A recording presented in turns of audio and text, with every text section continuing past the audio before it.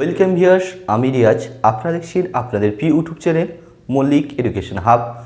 আজ আবার কলকাতার রাজপথে 2022 টেট পাস প্রার্থীরা তাদের নিয়োগের দাবি নিয়ে আজ আবার আন্দোলন করেছিল।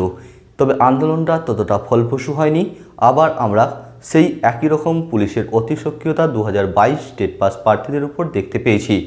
আজকের আন্দোলনে গুটি কয়েক 22 টেট পাস প্রার্থীরা সামিল হয়েছিলেন আন্দোলনে। সেখানে নেতৃত্ব দিয়েছিলেন শিল্পী সেন, অর্থাৎ 2022 টেট পাস ডিএলএড অ্যাসোসিয়েশনের পক্ষ থেকে শিল্পী সেনের নেতৃত্বে আজ বিকাশ ভবন অভিযান না করে তারা বিধানসভার চারিদিক থেকেই তারা এই আন্দোলন শুরু করেছিল এবং বিক্ষোভ কর্মসূচি শুরু করেছিল সরকারের বিরুদ্ধে, যাতে দ্রুত 50,000 তাদের যে শূন্যপদ সেটা সৃষ্টি করে দ্রুত নিয়োগের নোটিফিকেশন দেওয়া হোক। সেই দাবিতে তারা আজ কলকাতার রাজপথে নেমেছিল। কিন্তু সেই পুলিশের অতিসক্রিয়তা কিভাবে তাদেরকে একে একে পিজন ভ্যানে টেনে হিঁচড়ে তুলছে সেই ভিডিও আমরা আজকের ভিডিওয় দেখব। এছাড়া এর আগে টেট পাস ডিএলএড ঐক্যমঞ্চের পক্ষ থেকে বিদেশ গাজী নেতৃত্বে 12ই ফেব্রুয়ারি সেই আন্দোলনের ঝাঁজ অত্যন্ত জোরালো ছিল। কিন্তু আজকের যে আন্দোলন, সেই আন্দোলন ততটা ফলপ্রসূ হয়নি, আমার এটা ব্যক্তিগত মতামত। এর আগে আমরা দেখেছি 12ই ফেব্রুয়ারি সেখানে প্রায় প্রায় 1000 জন 2022 টেট পাস প্রার্থী সেখানে সামিল হয়েছিল। আমরা দেখেছি শিয়ালদা মেট্রো স্টেশন পুরো স্তব্ধ হয়েছিল, সেখানে শয়ে পুলিশ আমরা দেখতে পেয়েছি সেখানে ভিড় করেছিল। এছাড়া সেখানে একে একে দেখেছি সেই পুলিশের অতিসক্রিয়তা, সেখানে তারা একে একে সেই পিজন ভ্যানে আবার তাদেরকে ভরে তাদেরকে বিভিন্ন থানায় নিয়ে গিয়েছিল। আজকেও একই রকমভাবে সেই একই পরিস্থিতির সৃষ্টি হয়েছিল। এইভাবে আপনাদের বারবার আন্দোলন করতে হবে, কারণ আপনারা নিশ্চয়ই জানেন মার্চের 10 থেকে 15 তারিখের মধ্যে লোকসভা ভোটের দামামা বেজে যাবে, অর্থাৎ দিনক্ষণ ঠিক হয়ে যাবে কবে কোন রাজ্যে ভোট হবে। যা করতে হবে তার আগেই করতে হবে, তার আগেই আপনাদের রাজপথে নেবে বারে আন্দোলন করতে হবে এবং আপনাদের নিয়োগের নোটিফিকেশন ছিনিয়ে আনতে হবে। এর আগে আপনারা দেখেছেন 2017 টেট পাস প্রার্থীরা কীভাবে আন্দোলন করে তাদের দ্রুত নিয়োগ প্রক্রিয়া সম্পন্ন করছে।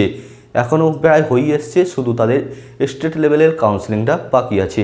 চলুন আজকের ভিডিও আমরা দেখে নিই কীভাবে আজকের যে আন্দোলন সেটা কী রকম হলো এবং পুলিশ কী রকম তার অতিসক্রিয়তা প্রকাশ করলো এবং এই আন্দোলনের প্রভাব নিয়োগে কতটা প্রভাব পড়বে তা ভবিষ্যতে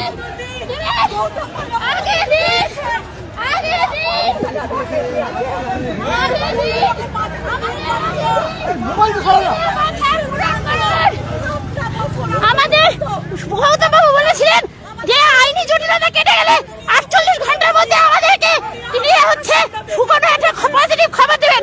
আজকে 15-20 দিন পার হয়ে গেল, কোনো খবর তিনি দেননি। আমাদের কোনো আইনি জটিলতা নেই, তাহলে কেন আমরা নিয়োগ পাবো না? আজকে 1 বছর পার হয়ে গেছে। আমরা অ্যাকশন চাই, আমাদের নিয়োগ চাই। আমরা নিয়োগের আপনি বার্তা শুনুন। আমরা যে 50,000 ভ্যাকেন্সি চাই তার প্রতিশ্রুতি আপনি প্রত্যেক মঞ্চে গিয়ে দিয়েছেন। আর প্রত্যেকটা স্কুল চিন্তায় উঠতে বসেছে। আর প্রত্যেকটা আমাদের আমরা শিক্ষক হতে চাই মাননীয়, আমরা শিক্ষক হতে স্বপ্ন দেখেছি।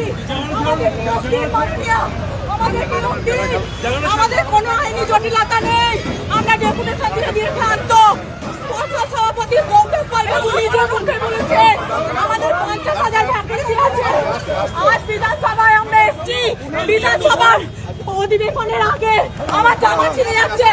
বিধানসভার অধিবেশনের আগে আমি প্রত্যেকের দৃষ্টি আকর্ষণ করতে চাই। আমাদের দাবি নিয়ে কথা বলুন বিধানসভায়। মাননীয় থেকে অ্যাপ্রুভাল দাবি করুন, মাননীয় থেকে অ্যাপ্রুভাল দাবি করুন। আমরা মাননীয়ার কাছে ভিক্ষা চাইতে এসেছি, যোগ্য হয়েও ভিক্ষা চাইছি। আজ আমরা যোগ্য হয়েও ভিক্ষা চাইছি। স্কুলগুলো চিতায় উঠতে চলেছে শিক্ষকের অভাবে। আমরা স্কুলে যেতে চাই, আমরা ছাত্রদের ছাত্র হওয়ার স্বপ্ন দেখেছি। এইভাবে জোর চাচরের মতো জেলে পড়ে থাকতে চাই না মাননীয়। যদি ধরতেই হয় এইভাবে কতদিন ধরবে?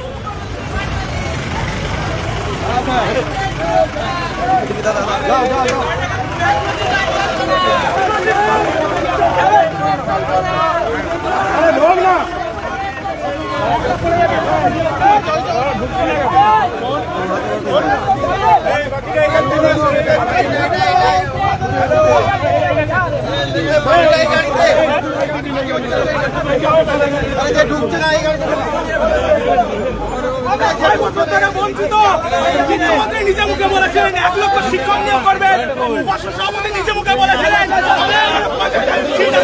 ইন্টারভিউ নোটিশ দিচ্ছে না। আমরা বসে আছি 2 বছর 5 মাস বসে আছি, আমাদের ইন্টারভিউ নোটিশ দিচ্ছে না। আমাদের ন্যায্য হকের দাবি চাইছি স্যার, আমরা নিজের হকের দাবি চাইছি স্যার। নোটিশ তো ইন্টারভিউতে সভাপতি নিজে মুখে বলেছিলেন, সভাপতি নিজে মুখে বলেছিলেন যে আমাদের যারা 50,000 শিক্ষক আছে তিনি আরো বলেছিলেন যে 17 মেনের দাবি সব 24 থেকে 48 ঘন্টার মধ্যে তিনি আমাদের 50,000 নোটিশ দিতে বলে বলেছিলেন। আমরা ইন্টারভিউ নোটিশ চাই, আমরা বঞ্চিত মুখ্যমন্ত্রী আমাদের 7 বছরের বঞ্চনা, তিনি আমাদের 20 দিন বাইরে যাওয়ার সুযোগ পাবো না, তিনি আমাদের সব কিছু মুখ্যমন্ত্রীর কাছে আমাদের বড় ছোট অনুরোধ, আপনি আমাদের মুখ্যমন্ত্রীর কাছে বড় ছোট অনুরোধ,